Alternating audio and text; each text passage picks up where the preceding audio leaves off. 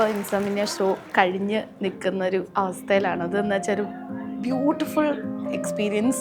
Beautiful എന്നുള്ളൊരു വളരെ പുതിയൊരു എക്സ്പീരിയൻസ് ആണ് സത്യം പറഞ്ഞ ഈ ഷോ എന്ന് പറയുന്നത്.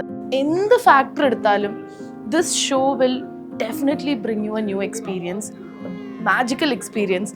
ഞാൻ ഇന്നേ വരെ കാണാത്തൊരു വേൾഡിലേക്ക് ട്രാവൽ ചെയ്തിട്ട് വന്ന പോലെയായിരുന്നു. എനിക്ക് ഒരുപാട് ഇമോഷൻസ് ഒരുമിച്ച് വന്ന ഒരു ഷോ ആയിരുന്നു. I felt happy, I felt emotional, goosebumps എല്ലാം എനിക്ക് ഒരുമിച്ച് വന്നൊരു ഷോ ആയിരുന്നു ഇത്. People should know about this is a great experience. Thank you. ആ ഒരു മാജിക്കൽ വേൾഡിൽ നിന്ന് ഇപ്പോഴും ഇറങ്ങിയിട്ടില്ല. Hats off to you. ഭയങ്കര ഗൂസ് ബംസ് വന്നു. എറണാകുളം അല്ലല്ലോ, കോട്ടയം. എവിടെ? കോട്ടയം അല്ലേ? Thank U.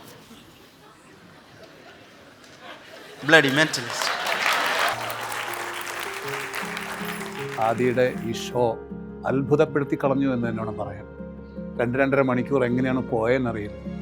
ഒരാളെ ഫോക്കസ് ചെയ്തുകൊണ്ട് മാത്രം ഇത്ര മനോഹരമായിട്ട് ഒരു ഷോ ഇങ്ങനെ കോർഡിനേറ്റ് ചെയ്ത് അത് എന്ത് മനോഹരമായിട്ടാണ് അതിനെ പ്രസൻറ്റ് ചെയ്തതെന്നുള്ളത്. ഞാനും ഒരു സ്റ്റേജ് പെർഫോമർ ആണെങ്കിൽ പോലും ഇതെന്നെ വല്ലാതെ വിസ്മയിപ്പിച്ച് കളഞ്ഞു.